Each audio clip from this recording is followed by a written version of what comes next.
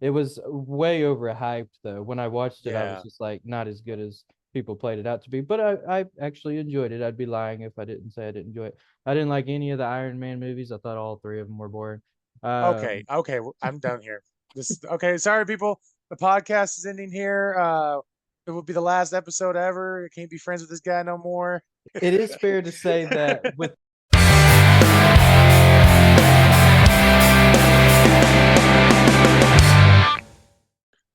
Welcome to Bar City, episode 34. I'm Eric. Kevin, So we got a special segment today. Kevin's gonna read us a story. a special segment. Well, that's the one way to refer to it. Oh yeah. So anyway, this is a kid's book from the 60s. Some of you may have heard of it, especially if you're a bit older. Some of you have probably never heard of it. I know I didn't until I saw it. I saw a YouTube video basically, and they were talking about this controversial kids book, and I was just like, okay. So that struck my curiosity. So I watched this book, or this I watched this YouTube video rather, and they explained this book. And then after they got done watching the video, I went and read the book for myself and kind of did some research on it, and it's amazing. People have quite a few, mostly adults. Kids don't really think much about it. They just but mostly adults seem to have very strong opinions about this book actually, and the author too. Okay.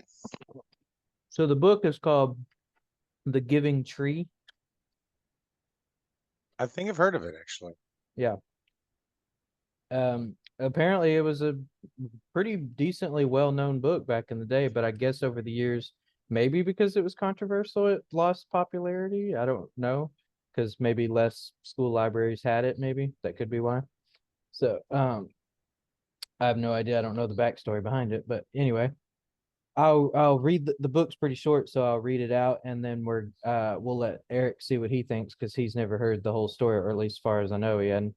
And then we'll talk about kind of our opinions about it. Yeah, consciously I don't register it, but subconsciously maybe. Yeah, maybe you've heard of the title before, so Yeah, I've heard the title The Giving Tree. yeah. I don't know if I actually heard the story, so that should be fun. Just a warning to everybody, I'm a terrible out loud reader, so I'll probably stumble over a lot of words, even though this is a children's book. I promise I don't read this way in my head. I just when I read out loud, I don't know why. It just comes out wrong. So hmm. All right. I don't know, actually don't know how to pronounce this guy's first name. Shiel Silverstein. I would have to actually see it written. The Giving Tree by Shiel Silverstein. So that's how I'm gonna say it. So that may be incorrect. Once there was a tree. Y'all won't be able to see the pictures, but I'm looking at the pictures. So. And she loved a little boy. And every day the boy would come and he would gather her leaves. Also doesn't help that I'm reading like from top to bottom. You know how some kids' books will do that. So Mhm.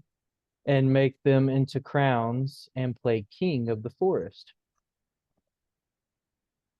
He would climb on her trunk and swing from her branches and eat apples.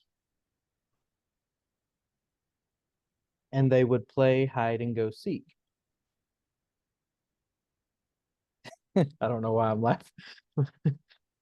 And when he was tired, he would sleep under her shade. Maybe it'd be better if I clicked on this instead of trying to scroll. All right.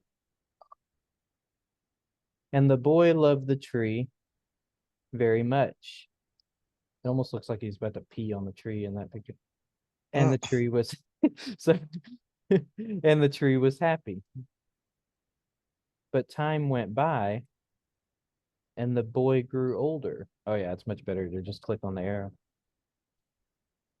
And the tree was often alone. Then one day the boy came to the tree, and the tree said, "Come, boy, come, play on my trunk, swing on my branches." and eat my apples and play uh, in my shade and be happy. I am too big to climb and play, said the boy. I want to buy things and have fun. I want some money. Can you give me some money? I'm sorry, said the tree, but I have no money and I have only leaves and apples. Take my apples, boy, and sell them in the city. Then you will have money and will be happy.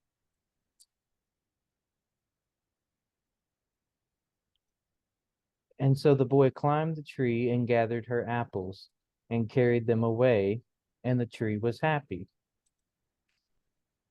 But the boy stayed away for a long time, and the tree was sad. And then one day the boy came back, and the tree shook with joy, and she said, come, boy, climb on my trunk and swing on my branches and be happy. I am too busy to climb trees, said the boy. I want a house to keep me warm, he said. I want a wife and I want children. And so I need a house. Can you give me a house? I have no house, said the tree. The forest is my house. But you may cut off my branches and build a house. Then you will be happy. And so the boy cut off her branches and carried them away to build his house. And the tree was happy. But the boy stayed away for a long time, and when he came back, the tree was so happy she could hardly speak. Come, boy, she whispered, come and play. I am too old uh, and sad to play, said the boy. I want a boat that will take me far away from here. Can you give me a boat? Cut down my trunk and make a boat, said the tree. Then you can sail away and be happy. And so the boy cut down her trunk and made a boat and sailed away. And the tree was happy, but not really. And after a long time, the boy came back again. I am sorry, boy, said the tree, but I have nothing left to give you. My apples are all gone. My teeth are too weak to eat apples, said the boy. My branches are all gone, said the tree. You cannot swing on them. I am too old to swing on branches, said the boy. My trunk is gone, said the tree. You cannot climb. I am too tired to climb, said the boy. I am sorry, sighed the tree. I wish I could give you something, but I have nothing left. I am just an old stump. I'm sorry. I do not need very much now, said the boy. Just a quiet place to sit and rest. I am very tired. Well, said the tree, straightening herself up as much as she could. Well, an old stump is good for sitting and resting. Come, boy, sit down and rest. And the boy did. And the tree was happy. The end. Hmm. So what'd you think? There's a lot of different ways to take that. Yeah. And people take it very different ways. Yeah. Yeah. Because one aspect you can say it's about, you know, trying to be, say, you're supposed to give and take in a relationship, but the little boy represents just taking Yeah. and being technically ungrateful. Well, I mean, I guess he's not truly ungrateful in the end. And it's hard to explain how the boy is feeling because you don't know what the boy's life is like when he leaves the tree. Yep. And I mean, some you could probably interpret it as Mother Nature and man. Excuse me. Yeah. Also, you take it as an abusive relationship. There's all I don't know. That's just kind of a weird little book to hmm. Actually makes you think a little bit. Yeah. So there are actually adult book clubs that actually talk about this book because it's so controversial and gets people talking. And so I find that kind of interesting that there are adult book clubs talking about a kid's book.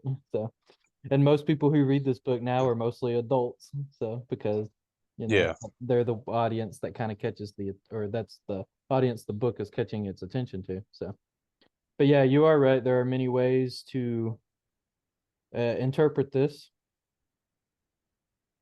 I find it interesting every time I watch a video on it, and I went on Reddit a lot and like read people's opinions about it. And you did it for a second too, as well, but not completely because you admitted that there's many ways you can interpret it. Uh, Mhm. but a lot of people always seem to focus on this boy in the book. I've always noticed that. I'm like, the book's technically not about the boy; it's actually about the No, tree. it was a tree. Yeah. Because like you just mentioned a minute ago, you don't even see what's happening with the boy in his life. You can insinuate things based on what he said, but you don't actually know what's happening. It's all like literally the whole focus is on this. Even the pictures, they don't even show where the boy's going. He just walks out of frame and then comes back into frame. So, and but I find that like every time I would read someone's thing, they would always talk about the boy. They'd be like, oh, he's, they may talk about that he's toxic, because he's just taking, never give anything back. And they talk about maybe this or that about him, like, well, he seemed to start out positive, but then slowly became more and more like problematic, I guess you could say, throughout this relationship, if you want to call it that. And but hardly anyone ever says anything about what the tree thinks, which I find so interesting. But I guess it makes sense because the boy is human, and obviously people reading it are humans, so it's hard for them to, even though the tree is talking, it's hard for them to see this picture of this tree and be like and try to emotionally feel attached to it. So and try to see things from the tree side. But so my opinion on this book, that when I first heard it, my first thought was the tree is I mean, it's a little hard to interpret this relationship because I mean, the boy even talks about going off and getting married and stuff. Of course, it never actually shows if he did or not. But the tree, it's like what makes the tree happy is when the boy's happy. And but I noticed in one part of the book, only one part, where it mentioned that when the boy walked away, even though he got what he wanted from the tree wasn't happy in that situation. And I think that's because the tree felt like he couldn't give the boy anything anymore because at that point he had cut down the trunk completely to make a boat, and the tree felt like at that point, because the tree even mentioned it when the boy came back years later, and it was like, I don't have anything to give you. And I think that's how the tree felt at that point. And so that's why it felt happy. I think it always had hopes that the boy would return because he would always need something. And but up until that point, that tree immediately felt useless. So at that point, it was like, well, the tree was happy, but not really. So, but then Yeah. the end of the book kind of ended on a bittersweet kind of ending, to where it was like parts of it were good, but not super great either because the boy seemed a bit depressed and the tree was happy and they were happy. They kind of needed each other, but they were both kind of dissatisfied with how their lives turned out, or at least it seems that way anyway. So so it's like, so that's sort of my take on it. The trees has made its job to make this boy happy. Some people interpret it as a parent-child relationship because a lot of children have a tendency to not it's very common for an adult, well, depends on the how well the adult is raising the child, I guess, but it's very common for a lot of adults to kind of feel like they're giving into their child and they don't really get anything back. So they kind of interpret the tree as being like the parent, and then the child as being like the kid who constantly keeps coming back, but they only really come return when they really need something. So but yeah, that's my take on it. I always just saw things from the tree side. I never really thought about if the boys were Well, toxic or not. I don't. That's just I don't see it that way. Well, I mean, when Because you there's talked about the tree not being happy, that's the trunk thing. Was it yeah. because Mhm. you can also interpret that two ways? It Yeah, was not truly happy because it can no longer give the boy anything anymore, right. but in the end, it technically did. But you can also put that in the way that it's was sad because he wanted to leave the world. He was taken off. Yeah, that's But when true. he That's returned, all then he the needed tree was a was place to rest for one foul place. yeah. Yeah, that's So the true. You tree was could able to give it to interpret him. that way too. Maybe she felt like he would never return since he was Hmm. leaving off that area. Which Yeah, actually, the way he acted before he made that boat tells me, if he did get married, it didn't go so well. yeah. That was actually my one of my thoughts too. I was just like, well, did it end in a divorce or did he just never find somebody that, he felt like he could marry? You could interpret it Mhm. either way. So, It's like I believe because the boy, so the tree. Let me get my thoughts in order of this before. Like, uh, so the tree was just basically a simple way to say value relationships or materials in some aspect if you think about it. yeah, Because like with the tree, it's happy to share time with the boy and give the boy stuff that he needs. yeah, Whereas the boy kind of was more, after a while, he grew to become more of a materialistic uh kind of person, but he never found could find any satisfaction in the world. yeah, Realistically, for the boy, the only time you actually hear the boy truly being happy is when he's a kid with the tree.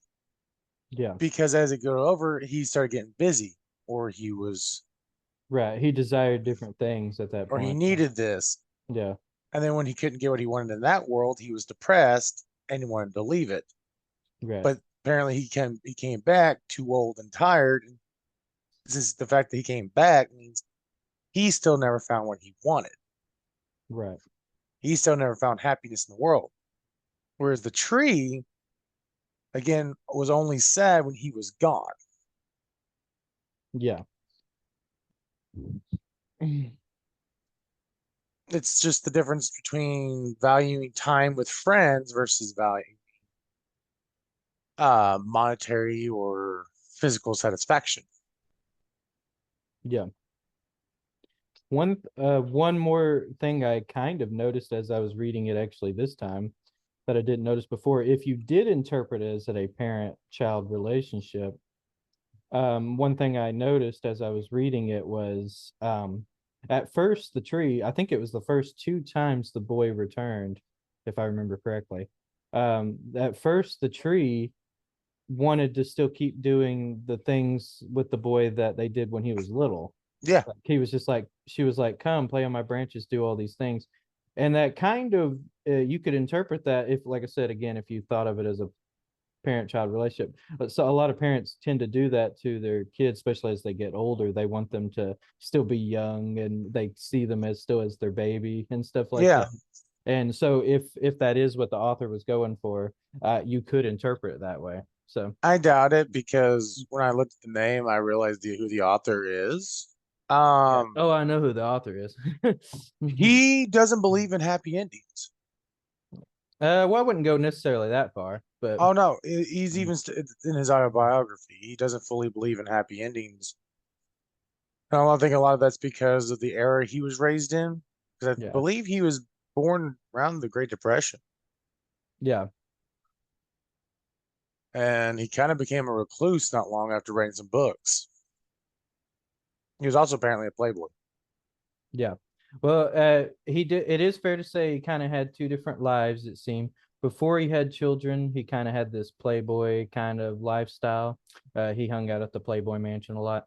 After he had kids, that seems like that changed a little bit, which that's pretty common with adults. After they have Yeah. kids, they tend to kind of get interested in different things. And I think, and that is when he wrote this book, and that maybe he was sort of trying to interpret like maybe how he felt as a parent. I don't know. So Well, also, it if you think about that way, It may have nothing because to the do with his boy parent could life. So represent him as he used to be. The tree could it could represent be. who he is now. Yeah. Well, before, well, not now because he's dead, but Yeah. there's a lot of things like Yeah. I would really have to get my hands on his autobiography again or reread it. Yeah. Yeah, I looked at the pictures. I now and hearing the story. Yeah, I do remember seeing the book. I never actually read it. Yeah. I had never heard of it. I had never seen it. Uh, like I said, just if someone did say something at one point in time in my life about it, I do not recall. So, which Because like I if wouldn't put it past myself for someone to maybe talk about it at one point and me just not recall it because I have a bad memory with little well, yeah, things for that me I it's the don't. same. Because like Yeah, I might have not never read it, but yeah, one of the schools I went to when I was real little in like elementary, they one of the teachers, of course, read out the books. And it might yeah, have been one she read yeah. because that teacher was very like big on stealing like world views on people in a sense, like not like pushing beliefs or anything, but like really something that has really heavy meanings and trying to childify it. Oh, okay.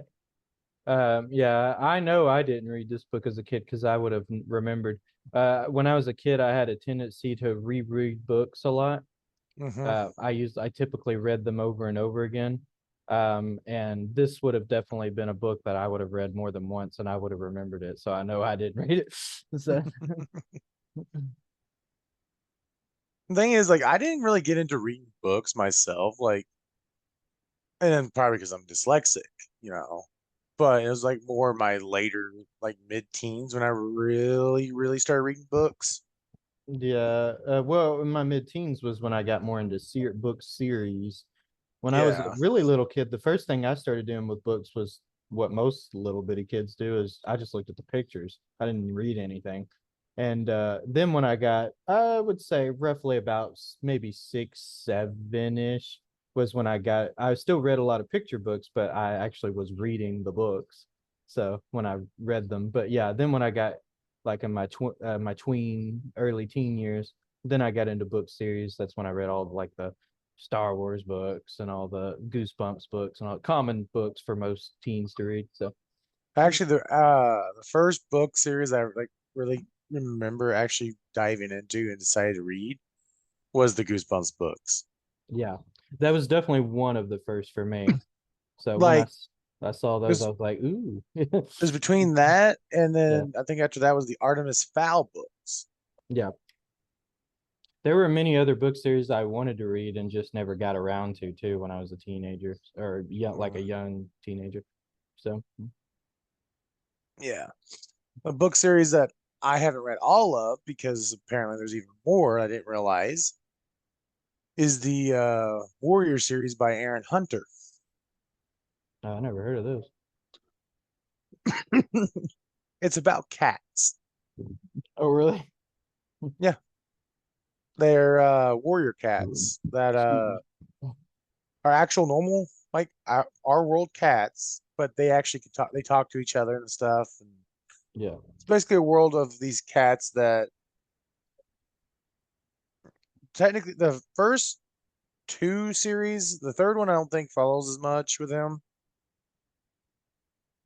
I can't remember. I didn't really get into the third series of it that much. And then, of course, she's got other books that are about animals as well. Because I came across one of her books. It looked like there was a polar bear on the cover. Oh, okay. But his original name is Rusty. I believe it is. And he's a house cat, house Yeah. kitten, because he's still a little kitten. Well, he decides to go over the fence and he gets attacked by another cat, another little kitten called Gray Paw. And it begins this whole thing of him joining the Thunder Clan and getting named Firepaw. Hmm. And then when he became an adult, he became known as Fireheart. So yeah, every kitten born in these clans have their name with the second name being Paul, and then they gain a official name when they become adults and are established as warriors of the clan. And then the only other time their name changes from there is if they become the leader of the clan and their name drops to the second name becomes Star.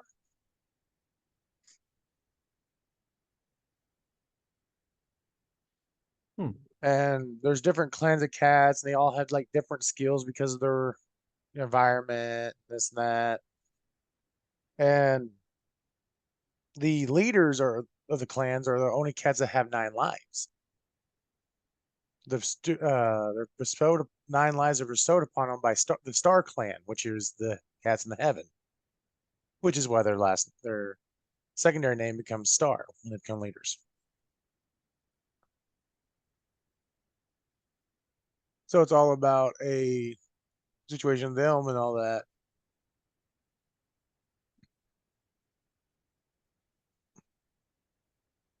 Pretty interesting book series Yeah. if you like Wh- cats.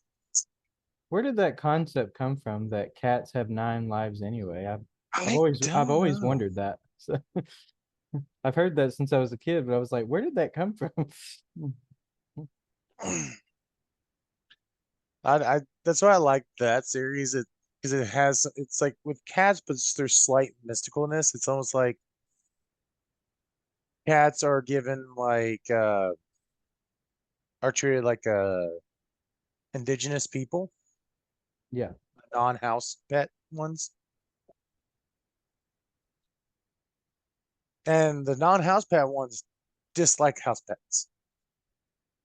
Yeah, So I could Fireheart I could see had to that. really prove himself when he was a kitten. So,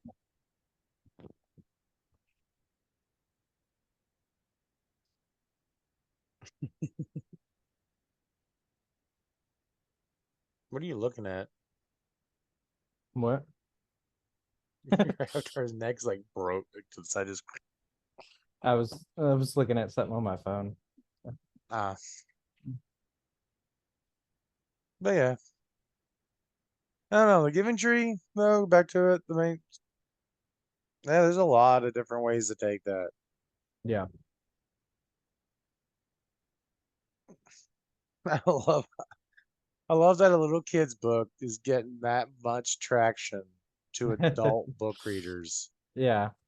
But it's usually because most kids, but especially in modern day times, most of them are have that, standard like lessons for kids to kind of help teach them a little bit of, what to do and what not to do and how to help you through certain situations when they Yeah, come your way and stuff. Which, yeah, most kids' books I've read, probably the weirdest book I grew up reading was a lot of people my age grew up reading was Where the Wild Things Are, which does not yeah. really have any lessons like that in it, really. It's just kind of a weird story. But I really liked it when I was a kid, probably because it was so dark and I was always interested in dark stuff. So Mm, I guess I yeah. still am, just different kind of dark stuff. So, Books are interesting, like the fandoms of books. Like, so here's a funny little story. So I was convinced to finally, like, I think I was in ninth, 10th grade. I think it was ninth grade. yeah. And this is when heavily the Twilight series was big and the movies were coming out. Uh, I can't remember who it was, but it's one of the couple of the girls in my class was like, because I was reading, I can't remember what book series I was on at the time. It's like, you gotta read the not Vampire Diaries, different book series. Whoops. You gotta read the Twilight series. You gotta read the Yeah. Twilight series. It's like, yeah, no, I don't think so. I'm not really into that kind of vampire stuff like that. Yeah. And then my my cousin wanted to watch the Twilight movie when it came out, and I watched it with her because she had also read the books and was just so over the top about it. This is my older cousin. Yeah. And she's like, did you, I'm like, oh, this is a cool movie, I guess, whatever. About sparkling vampire, cool. She's like, have you never read the books? I'm like, no. Why would I? This is literally more for girls, and I only done this movie because kind of outnumbered here with the females in my family. Uh, and they, between her and a couple girls at school, they finally convinced me to read it. And I'd gotten all the books from the library, and then a massive ice storm hit and knocked out the power. So Eek. I spent 2 weeks doing nothing but reading Twilight books. And when I went back to school after the ice storm, so we had this is where the story gets really funny, because especially once the second and third movie came out as well. Uh,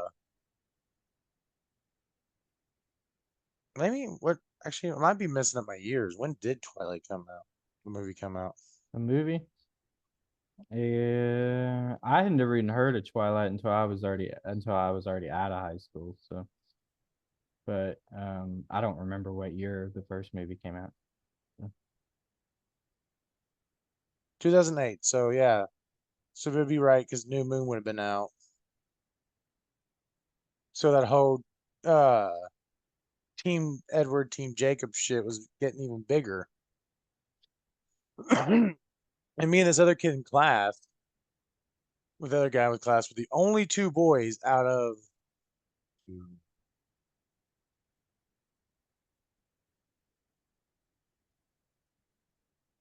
22 kids in that class because I was counting the desks in my head how it was laid out.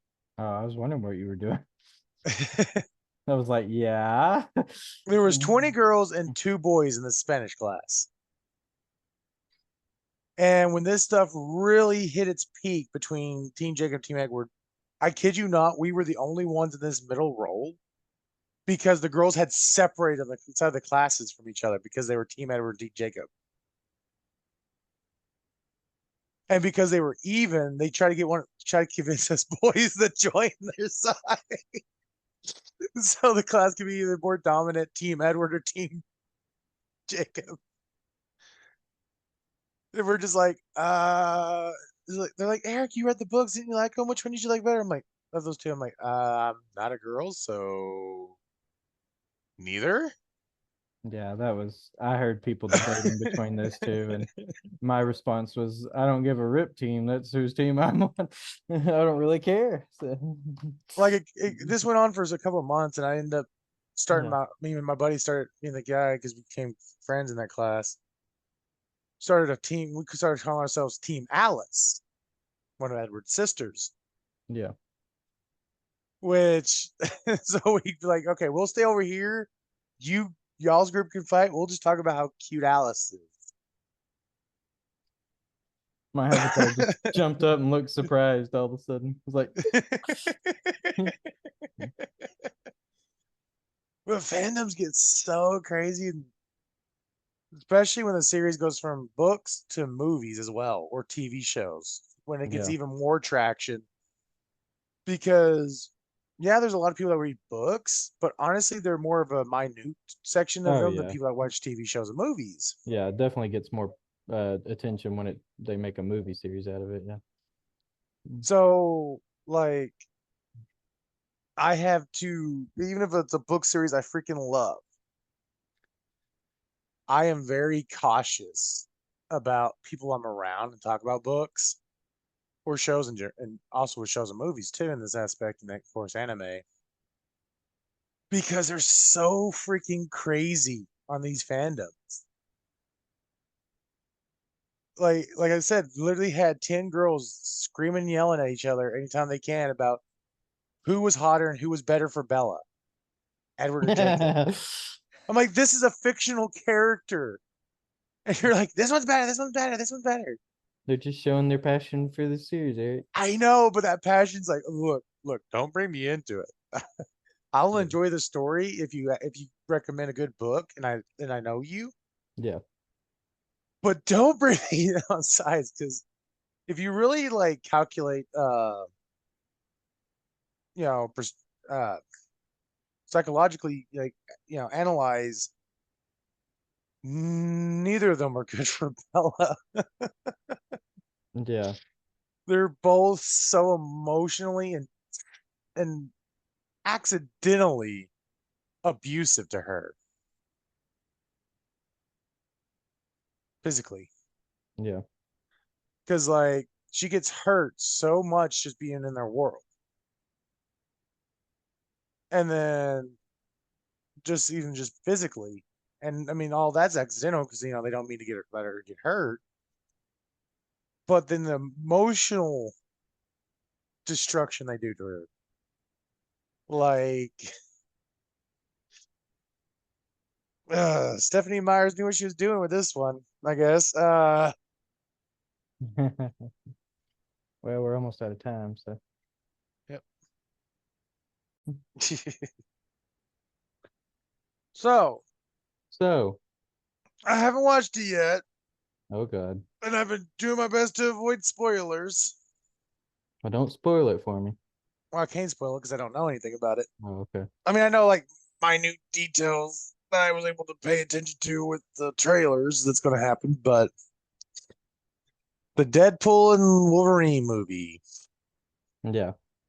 Apparently, it's this big argument right now between people because someone had to make the comment.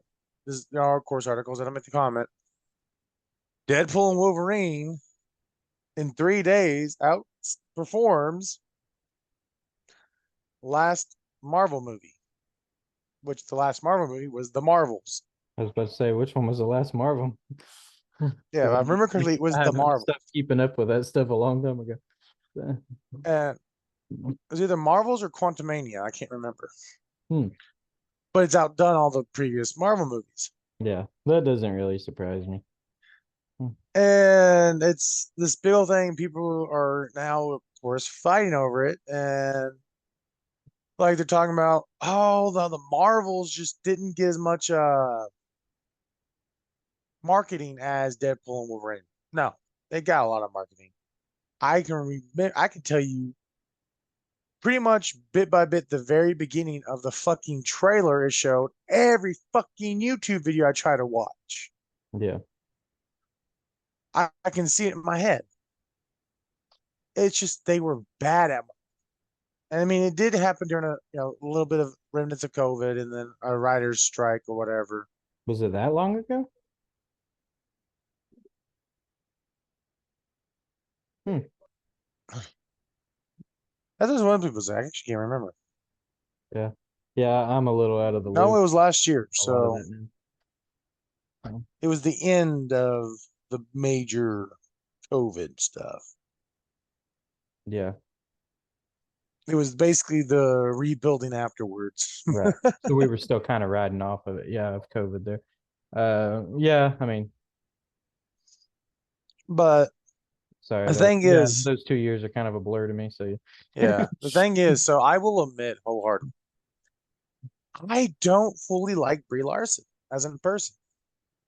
As an actress, Who? I didn't like her in Captain Marvel. Who? Brie Larson, she plays Captain Marvel. Oh, okay. I don't know who that is. I didn't like her in Is she Captain the Marvel. blonde? Is she the blonde one? Yeah. Okay, yeah. I can picture her face. I just don't know who she is. Uh, but here's the thing. With that being said, I seen her previous movies before she joined Marvel, and I Yeah. fucking love some of them. Oh, She okay. has some good acting skill. Yeah. I didn't like the way she done things in Captain Marvel. Plus, what made me hate her, well, not really hate her, but dislike her as a person, is the way she did interviews and the way she acted towards fans and shit. I'm like, just don't. Toward Marvel fans or Yeah, I yeah. mean, fans in general, like especially male fans. Yeah. Um, Oh, okay. I was about of to say course, me being a guy, I kind of take she may personal not to be that. much of a Marvel fan herself, and that could be why. I don't know anything about her though, so I don't know. Yeah, I I know don't know if some honestly, I don't even know people, if she's yeah, really a Marvel fan or she was just doing it for the yeah. paycheck. But I know anyways, I know some people have that same problem with Jamie Lee Curtis because she's not a fan of horror movies, but they want her to be like a fan of these movies, but she's not. yeah. But anyway, keep going. But I watched the Marvels, and the actress who plays Camilla Khan, Camilla, and I'm trying to remember the other actress's character because I know the comics, so I know the who her character is originally supposed to be technically. Yeah. So I kind of stuck in my head that the original way of her. Hmm. Um, because that character, if I remember correctly, was the original one of the original Captain Marvels before Kara Danvers became Captain Marvel. Anyways, but like Brie kind of had that like almost. I started watching it. And Brie almost felt like she was going to copy the original way she did Captain Marvel, the solo movie, but she played it off very well as her character started to come less standoffish and unemotional, Hmm. unemotionally available, emotionally available, unavailable, Yeah. whatever. Yeah. As she got around Camilla, who's a big fan of Captain Marvel, because Camilla's character, she gets powers, but she's a huge superhero fan. She loves all superheroes, especially Captain Marvel. That's why she calls herself Miss Marvel. Hmm. And they played off, and as she starts getting around, they're doing their stuff. Brie Larson, you could see Brie Larson's acting start to come in a different way and portraying Captain Marvel a different way. Like I said, okay, I like this. This is what I wanted to see, a more powerful person with actual emotions. Like I don't know if you noticed this. Like I've noticed a lot of times when they have like, especially nowadays, like a powerful female, she has very little emotions besides anger, Hmm. or she doesn't show it. And I'm like, that's not correct. And I mean, they do it with guys too a lot of times, I guess, in some aspects. But like, it's weird because like uh characters who start out as like technically the damsel and then becomes powerful to defend herself, Yeah. she has a different more play. She still has that emotion of being when she was weak versus when she's strong. And but with Captain Marvel, at least they've made her more just deliver my lines like this. She kind of looked like how they had Robert Pattinson act as Edward Collins. Oh, really? Yeah, it's what it seemed to me. And That's that's just this is cool. just my opinion on that. Because like thing is, I've seen, of course, like I said, I've seen Brie Larson's movies before, and she's got some skill. She's good at acting, Yeah. and they should show, in which they did in the Marvels, showed a more, uh, like when she's, especially when she's faced with the reality that what she did, when even though technically she was saving people, she actually hurt them in the end, in a sense, Yeah. because it threw their whole, is the defeating the bad guy who was their leader, kind of threw their whole world into, and her coming to terms with who, being called, forgot the nickname they get, the specific race of people gave her, but and she acted more, and a lot of that I believe is because of course you have a younger actress with you and another actress with, which is great. uh and they played it off as like she started, her shell started to shatter because she had this more hyperactive, happy-go-lucky kind of, you know character that's looking up to her. Yeah. And I'm like, so that made a good movie to me. Yeah. So I think a lot of the reason, of course, Captain Marvel didn't do as well is because, like, for one thing, even if Captain Marvel is liked, comic books are still primarily a guy's thing. There's not as many women that are into comics as guys. Yeah. I mean, you can see that at Comic Cons. Going to a Comic Con, you'll see way more guys than girls a lot of times, except for and like the real big ones with like the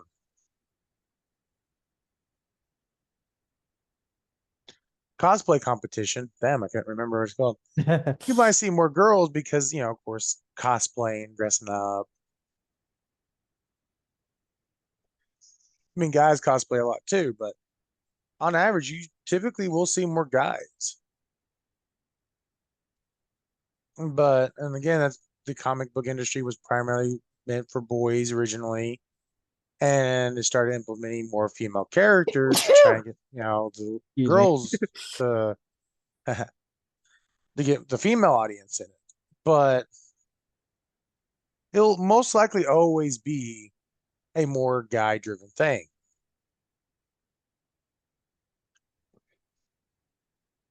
So what's the sad thing is, so you have a movie that's only, with her, plus you put in that movie undertone tones of, man bad, guys ain't gonna watch it.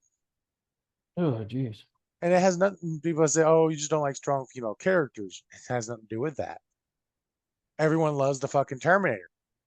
And Sarah Connor's a fucking badass. Guys love the Halloween series, and Lori becomes a badass. Nightmare on Elm Street, Nancy, she becomes a badass. Let's see here. Eon Flux. That was is popular comic with guys. I mean, hell, Wonder Woman did good. So it's less about it's women and guys don't want to see a powerful woman. It's more, and it'll be the same way if me personally, if I see a movie where there's a guy that's just overpowered for no fucking reason, unless it's like a action comedy adventure, like isekais, that genre of anime, I don't like it Yeah. because in a serious movie where a guy just, he's already so strong and he's able to do stuff, it's boring. And the same with if it's a female character. But it's good. I like it when you throw in like comedy into it. If it's a comical thing, it's like, okay, yeah, I can turn off my brain and just let it be funny. Yeah. Yeah, I could Not see that. focus on the fact that, oh my God, this character's a fucking overpowered. Yeah. He wins all his fights. It's kind of boring. So you throw in that little slice of life with some comedy on the side as well. And it makes, like when a lot of the isekais I've watched lately, it's a lot about the character when he's either reincarnated or summoned to the world and he struggles with other things besides the combat. Like one of them, the character, he knows he's powerful, but he's like, I don't want to cheat. I feel like I'm cheating in this. And he's also struggled with the concept of in this world, in a war, of course, they had no problem killing, and he doesn't want to kill. And his power could easily kill. He doesn't care about killing monsters, but he doesn't want to kill another human being. So it's that kind of struggle that still makes that character grounded. It's also why I can watch Superman because it's a being who's so powerful, overpowered, he can just wipe out everyone on the planet. But because of who he is fundamentally, he doesn't do that. He struggles with constantly having to figure out how to hold back or but basically he's his struggle is to keeping himself contained in these fights. Even when he fights his villains, he holds back. He can't go full force because he can potentially kill him and he doesn't want to kill him. So there's that internal struggle between his great power and his great responsibility.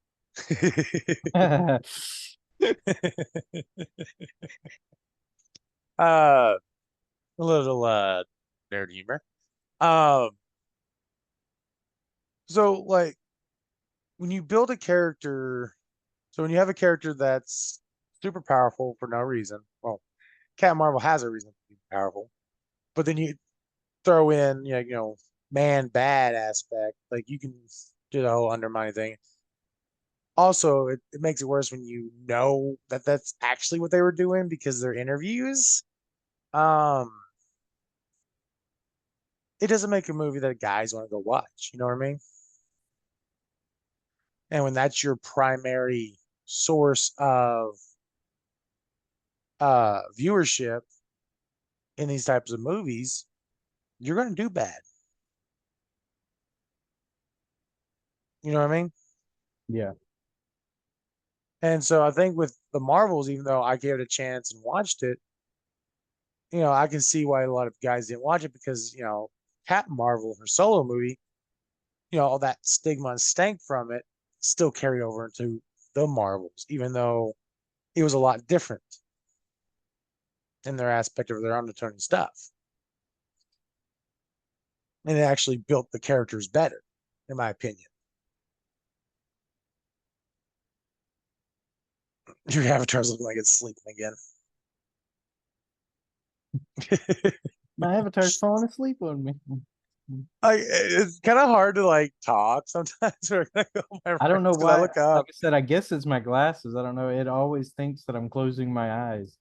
So even if I maybe, look but right like at the camera, like sometimes my eyes will just shut and then stay shut for a while.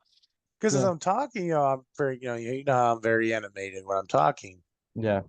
and I'm looking around doing this stuff, and I'm talking, keeping my thoughts in track, and I go to look up, your character's eyes are closed. I'm like, oh, like, Am I that boring? Yes. yeah, I'm, oh but my God. yeah, there's a lot of fucking arguments over that fucking movie coming up. Like, Yeah. well, I'm out of the loop on all that. I don't know much about it. So yeah, I was trying, I was, while you were talking, I was sitting there thinking, I'm like, what is the last Marvel movie I watched? Because I can't remember. uh, uh, I want to say it was Thor 2, maybe. Which one was the one where Dark World, maybe where they which had the one? Dark Elves. Yeah, which one was the one where she comes in and like takes over? Um, Oh, you're talking about when Jane becomes Jane Foster's Thor maybe I don't know. when she gets Mjolnir. She takes over the land where Thor's from. What is that called? Uh, Oh, you're talking about the third and one. You're talking about Hela. yeah, Um, his so hammer it's breaks, Thor, doesn't it? And Dark World, he learns and how to use his lightning powers. Um, I want to say that's the last one I saw. hmm, If I saw no, oh well, I guess if you count Spider-Man, I guess yeah, Spider-Man's a uh Marvel movie. It's in the MCU. then yeah, the third Spider-Man movie would be the one I No saw. Way Home. Yeah, No Way Home. Yeah, I believe It's, that would be the, so if you don't count that one, yeah, I believe that Thor movie was the last one I well, saw. you do count that one because he's part of the MCU. Yeah, I just meant like if you throw that one out. So You can't throw that one out. It's actually integral to the well, MCU. that's not what I'm talking about. I'm talking about from my Mm-hmm. point of view because Uh-huh. I'm a Spider-Man fan and I was going to watch that movie regardless. So I that's mean, what I still, meant. it's So if still a you don't Marvel count that movie, one as an so you exception, can't. You still have to accept it because it's still a Marvel product in general, yeah, you're misunderstanding even what if it I'm wasn't saying. part of But the anyway, MCU. I know. Just give you shit. anyway, but yeah, and before the Thor one, my sister, she talked me into watching, I think, Guardians of the Galaxy. I believe that was the one I saw before that Part one or one, part two? part one. Ah, I've never seen part through two. Is there a part three? I don't know. yeah. There's a part three. Yeah, I never saw that one either. I thought the movie was boring personally, but Damn. I thought the Thor movie was boring too, actually. So Damn. uh, so yeah, I have to be honest. The last several Marvel movies I watched, I didn't like. I didn't like the Thor movie, if you don't count Spider Man, because I like Spider Man because it's Spider Man, and uh, I didn't like the Thor movie. I didn't like Guardians of the Galaxy. I didn't like the last Avengers movie. Actually, I didn't really like the last two Avengers movie, to be honest with you. Well, actually, I wasn't really a big fan of Age of Ultron either. In all honesty, that one was just okay. So you didn't Uh, like 3 out of the 4 I Avenger did like movies. the third Captain America movie, Civil War. That one was enjoyable. I liked that Yeah. one. You liked Civil War? Yeah. Uh, Ah, why you don't? literally out of all the ones you hated, they're 10 times better than the Civil War. No, no, not in my opinion. I thought those movies were boring. A Because the lot of Captain those movies. America Civil War was a literal dumpster fire compared to what the story is supposed to have been, what they should have done, which was actually copy the Yeah, story of Civil War. but you have to understand things from my point of view. I don't know much about those comic book stories. So, and Even if you so to didn't, it me, was still the movie they horrible. presented was, and I'm you also I will admit, I'm not saying it's a fantastic movie. I'm just saying as compared to the others, I thought it was really good. So, No. uh, before let's see, I did like the first Thor movie. I thought that one was pretty good. It was way overhyped though. When I watched it, I was Yeah. just like not as good as people played it out to be. But I actually enjoyed it. I'd be lying if I didn't say I didn't enjoy it. I didn't like any of the Iron Man movies. I thought all three of them were boring. Okay. Um, Okay. I'm done here. This okay. Sorry, people. The podcast is ending here. It will be the last episode ever. I can't be friends with this guy no more.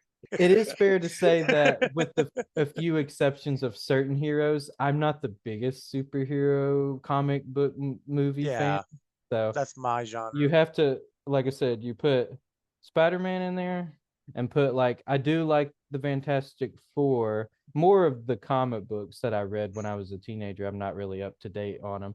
That's where I'm really a fan. The movies are just okay. Uh The movies are all right, I guess. yeah, I'm more of a fan of the comic books. The ones I read anyway. And yeah, other than that, there's not really much outside of those that I'm really a big fan of. There's a couple of comic book movies I like, but it's Okay, not like so that. It's a comic book movie is not why I like that's them. So that's how you felt on the Marvel side. Do you feel similar on the DC side? DC is very picky and choosy. Some of the comic books I read, some of the stories I read when I was like a preteen, some of them were okay, and some of them were pretty good, and uh, yeah, a little bit of a mixed bag there. How about Uh, in the movie wise movie and slash shows? TV shows. I loved the Justice League show, the animated series when I was a Yeah, that was great. That's preteen. fucking great. I loved that one, and there was even a couple of here and there, like episodes, like some shows. Like I like Batman Beyond, pretty good. Uh, Okay. but admittedly, I didn't watch the whole show. I just saw Yeah. like a chunk of it. But I liked what I saw, and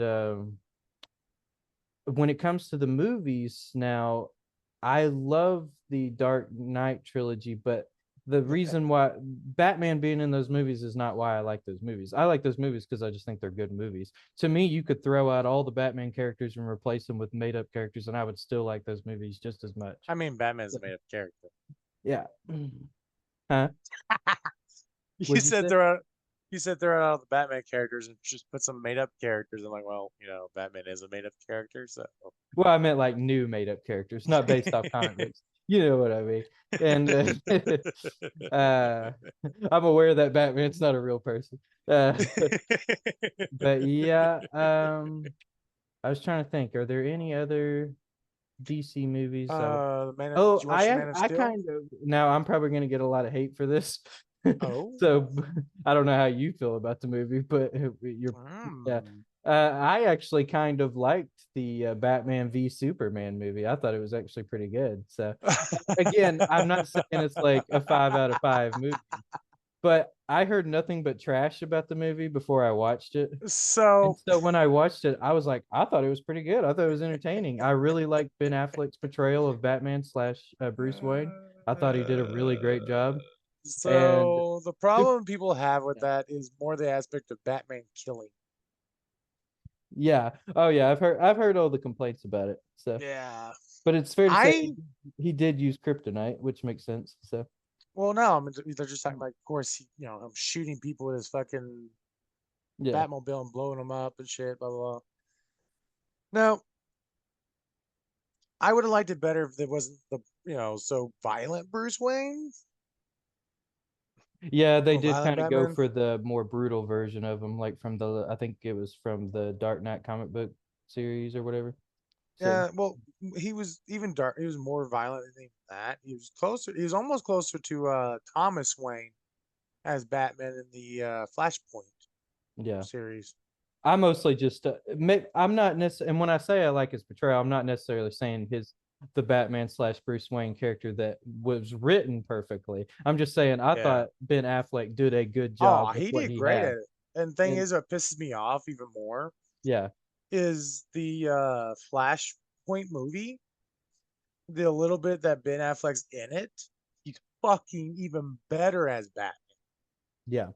And one cool thing I like about Ben Affleck is because now keep in mind I'm not hating on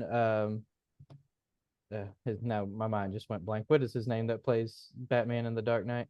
Uh, Uh, he's also American Psycho. Christopher, Yeah. uh, I forgot his last name because it's Christopher Nolan that done the movies, yeah, but who plays and it's Batman? Christopher. They're both their first names Christopher. I forget. Jeez, Louise, I can't believe I forgot his name.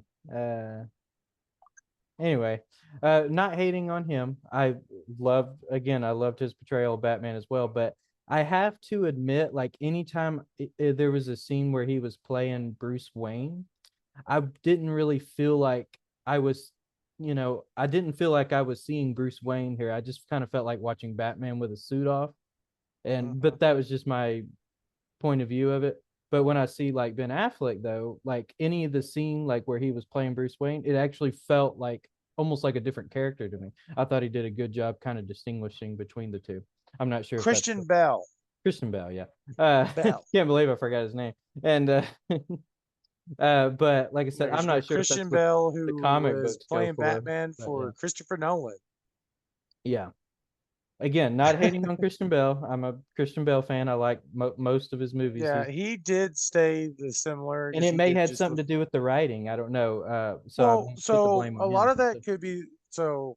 I liked him as Batman. I just didn't know if he Christopher made the best Bruce Nolan Wayne. wanted a So more realistic version of Batman and his villains, yeah, which I like the way they and did. he He so did he Batman. kept Yeah, so they kept kind of Bruce is Bruce even as Batman unless yeah, and when that's Bruce is exactly do how it felt. So because well I mean there is also moments where he has and you can tell he's it's funny because it's like it feels like the actor acting as a character who's acting as another character yeah, in some scenes because like when he's trying to act like the playboy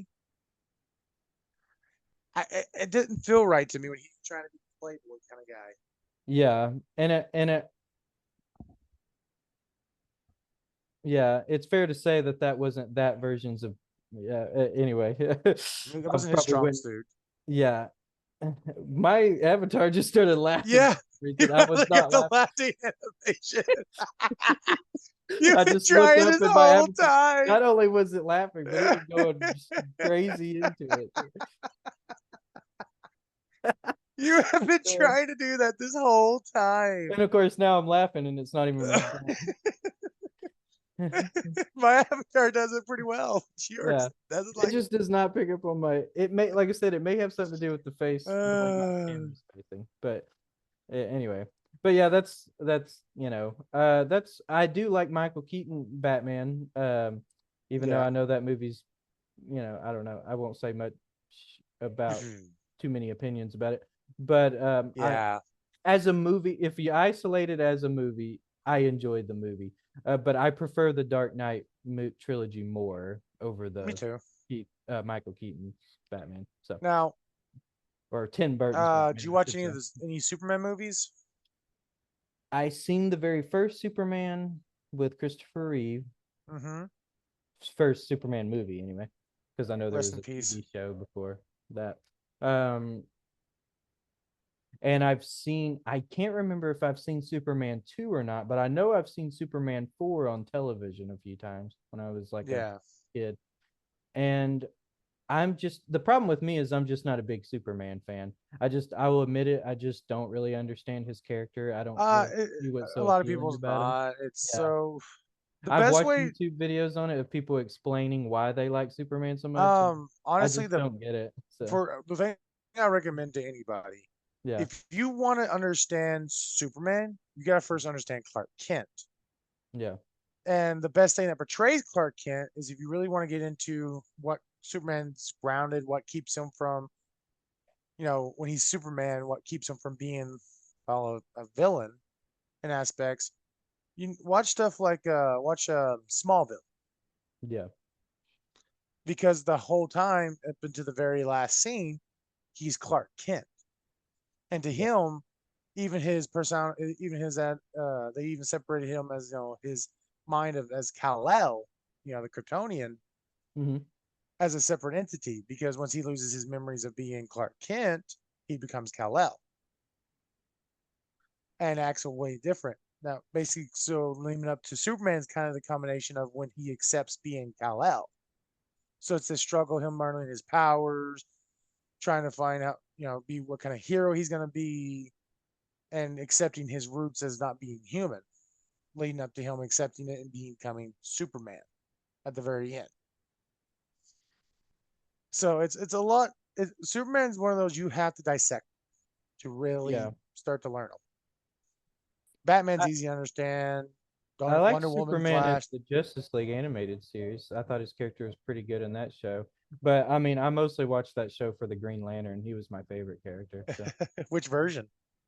the uh John John Stewart. yeah, I was trying to think of his last name. Yeah, they used John Stewart, which is the second Green Lantern. I didn't want to just say the black guy, you know. Mm, The black one. Yeah, John the Stewart. black one, yeah, Yeah. John Stewart. But yeah, he was my favorite character in the show. He was the Oh main yeah, reason why I I watched it. freaking love John Stewart. But I will admit I liked Superman's character in that show and the Flash and Batman. See, Wonder and Woman, the funny thing I always Hot find Girl. funny about Justice League, right?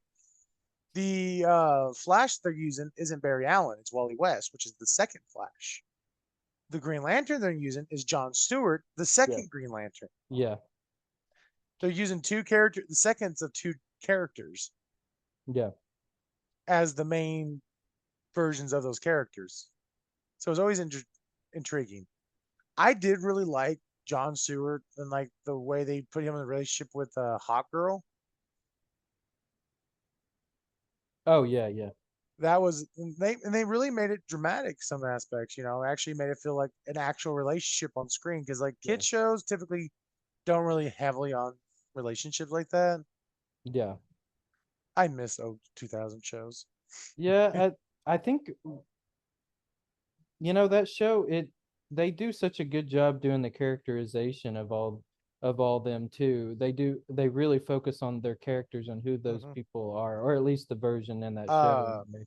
And funny I think little that's why I liked it so much. So, funny little tidbit thing though.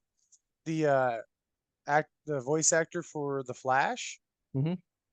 is Michael Rosenbaum, who played Lex Luthor in Smallville, Oh really?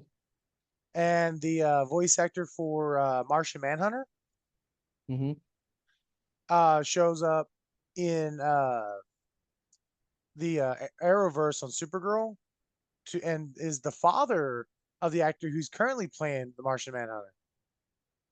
Hmm. Yeah, so two actors from that. One actor was already on one series. He came to that as a voice actor. One of the voice actors from that series showed up in the live action. Technically two, because Kevin Conroy, who voiced Batman then, Yeah. is the most famous Batman voice actor. Rest in peace.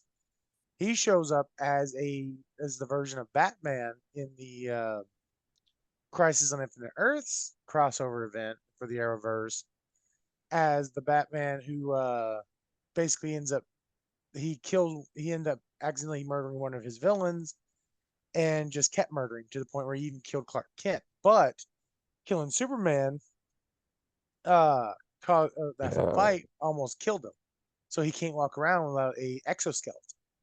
suit. Hmm. So Kevin Conroy plays that version of Batman.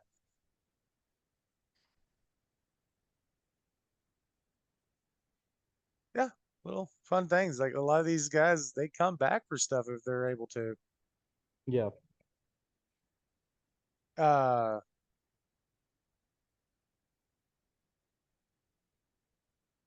Yeah. the actor who played Oh, sorry. like the actor who played Clark Kent in Smallville, Tom Welling, he came back as Clark because he's never wanted to be Superman. As a because apparently in Clark Kent's life in that Smallville, he ends up giving up his powers to have a normal family. Hmm. He shows up in that. They have